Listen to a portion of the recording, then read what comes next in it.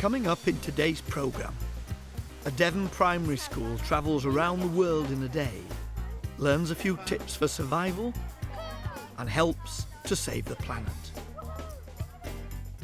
With more emphasis on literacy and numeracy, other subjects in the school curriculum are under pressure. One of the casualties in primary schools has been the nature table. It's ironic that at a time when biodiversity itself is under attack in the world at large, there is less time to study it in the classroom. The Eden Project is an attempt to redress the balance, and it is now one of the most popular visitor attractions in the country.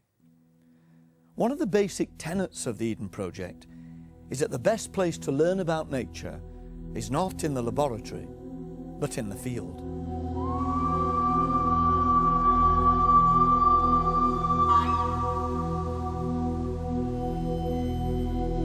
Up here, guys. No, and there's another one as well. Medicines, Gemma. The first thing for the children is the sensory experience of being in the tropical rainforest. They get hot, they get bothered. It's as real as you're going to get without going there. The sense of size, the heat, the smell, the atmosphere. It's pretty good. Eden's unique as an educational resource because it's real. You can take children around the world in a day. You can take them to the rainforest, you can take them to the Mediterranean, and you can take them to their own environments as well. It's not just individual plants with labels and lots of signage boards, it's actually immersing people in a real environment. You can see a cocoa small holding with cocoa pods growing on trees and actually get to touch them and look inside and relate it to the chocolate that you eat. And it's all about connecting children to their environment, so it's a real concept and not something abstract and far away. So when you talk about conservation and you talk about sustainability, it actually means something to them because they're emotionally connected to it. Year 6 of Gampton Primary School have come to the Eden Project with their teacher Annette Smith for a science and geography workshop. We had an article that came through from the Eden Project, and they were actually offering Don't Forget Your Leech Socks, which I thought we would be very interested in doing because we're actually studying the rainforest in Year 6 this term to do with our dance curriculum, our art curriculum and geography and science. We've got lots of plants that you use every single day. Leading the workshop is Eden's own expert guide, Sam Kendall. The Don't Forget Your Leech Socks workshop is for older Key Stage 2 children. It looks at basically how we're dependent on plants through a narrative that's about surviving in the tropical rainforest. Are they life-threatening leeches? No. Leech socks are very stylish pieces of equipment that you wear over your shoes and the bottom of your trouser legs. They're like kind of large Christmas stockings with a string round the top. So you put them on over your sandals and the bottom of your trousers, tie them up tightly just under the knee, and apparently they stop the leeches from getting through your lace holes and in your socks. Stylish! How cool are they going to be? Brilliant. Before their adventure in the rainforest can begin, the class gets hands-on experience of what to expect. Have a look at these plants and think about how you could use them for food, water and shelter. A tent peg, good idea. Lighting a fire somewhere. Firelight, a very good idea. After they've practiced with some real plants and things in the education centre, they head off to the tropical rainforest to go and seek out useful plants. And does anybody recognise this plant? Is it banana? Well done, it's a banana plant. So this one would be good for food and water and shelter, wouldn't it?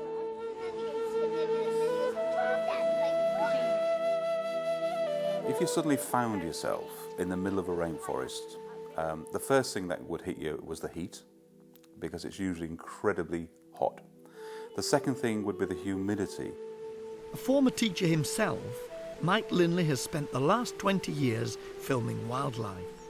To him, the tropical rainforest is a treasure house of delights.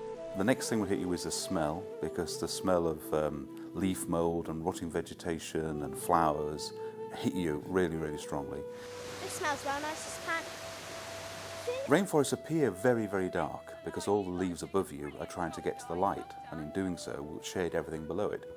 And most of the animals that live there do so in sort of a twilight world. And of course at night it's even darker.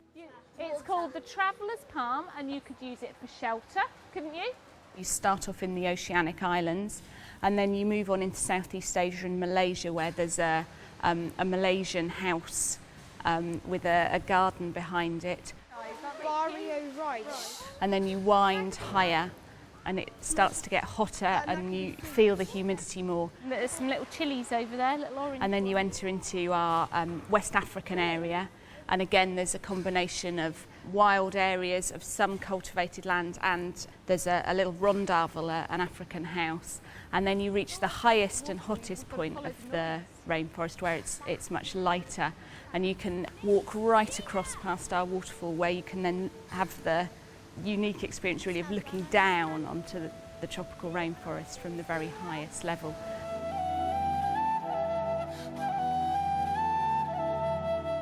Places like the Eden Project gives especially children a chance to get a sort of taster of what to expect.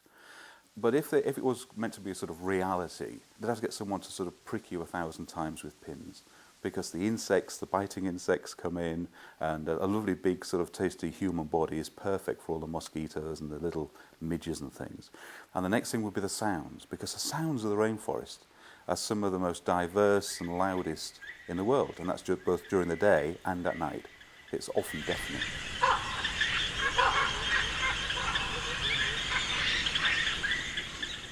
Most habitats, such as a desert, you get a big flat plain and everything lives in 2 dimensions. But in the rainforest, because you're living in a 3-dimensional habitat, you literally find thousands of species simply by standing in one location and turning around 360 degrees and looking upwards. What's that little thing? Is it a plant? No, it's just camouflage. So these are the things that you don't get. But as an idea of giving you the sort of the enormity of the plants and the diversity, I think things like the Eden Project do a really good job. Can be what? Eaten. A lot of kids think plants are boring. They don't move. They don't do very much. I've spoken to so many children over the years, and you say, "What's photosynthesis?" and they go, "Carbon dioxide and sugar," and get it all mixed up. And there's this basic concept that what children don't learn from the age dot is that plants keep them alive. Plants produce our oxygen. They provide our clothes, they provide our food, they provide our fuel, they provide our shelter. And as well as that, they do things like control global warming. They regulate the climate on the planet. They regulate the water on the planet. They recycle everything on the planet. They're vital for our survival. So what we do here is try to immerse children right in the true experience of plants. When the children return from the tropical rainforest, as part of the scenario, the story that we've told them, we asked them to consider what 5 pieces of equipment they would take to the tropical rainforest with them to survive. And they're usually pretty good. They come up with tents and hammocks and machetes and things. The 5th the children don't always come up with was a compass. If you were parachuted into the rainforest and had to survive by yourself for several days, it's perfectly possible to do that, because there is in this habitat everything one needs as a human being to survive. And indeed there are races of people who live there permanently and have done forever. I'm not saying it would be uncomfortable, but once you get through all the unpleasantness and the discomfort, you can survive quite well. The Eden Project isn't just about personal survival. It's about survival of the entire planet.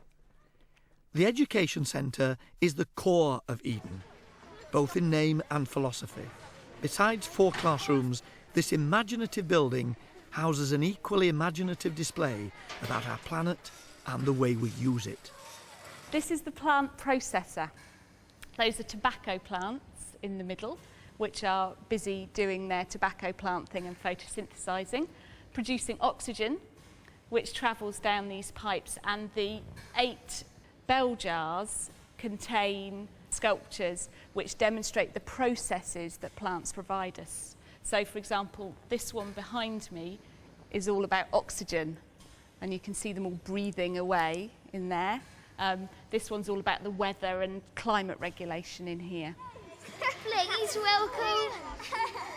You can see the kids are really enjoying it, you can see the teachers are really enjoying it, but the point is, does it actually make a difference? We work with Exeter University and we evaluate every single thing we do. We do a lot of philosophy behind education methodologies. It's a man floating. Is the teaching we do effective? Does it actually make a difference? And so far, we're finding we are. One particular child in the class, he doesn't appear to enjoy school, and kind of in English and maths lessons he switches off. When we actually got there yesterday, I was so surprised at the amount of interaction he had with the guide and the actual things he knew. So it's obviously something that really inspired him.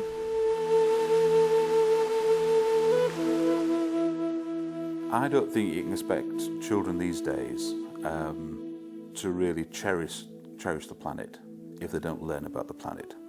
And it's all very well learning about what makes your habitat tick, whether it's a village or a countryside or a town in Britain, if you don't realise and understand what makes the earth tick.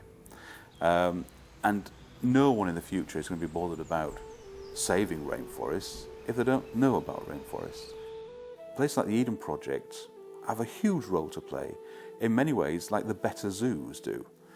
No one's going to put their hand in the pocket to make a donation to save a polar bear unless they've seen a polar bear. And it's the same with appreciating rainforests. You know, many kids, their only opportunity to go is to go somewhere like the Eden Project, where they can see a little sort of self-contained sort of biome of the whole thing. So we have to get this into children at a very early age, get them fired up, get them demanding that the big companies and the big governments do something about it. We have been the custodians. We haven't done a very good job. They are going to be the custodians. They will do a better job.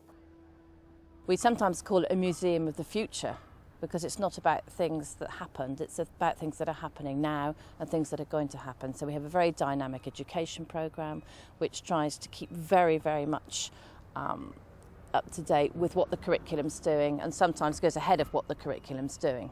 Teachers are now coming to us and saying, what's happening with climate change? What's happening with science ethics? And what our job is a conduit to communicate that to teachers so that they can pass it on. Yeah, okay, let's go then. Our objectives in the broadest terms are to change the world, really. Eden Project isn't about saying, oh, isn't the environmental crisis all terrible and we're all doomed.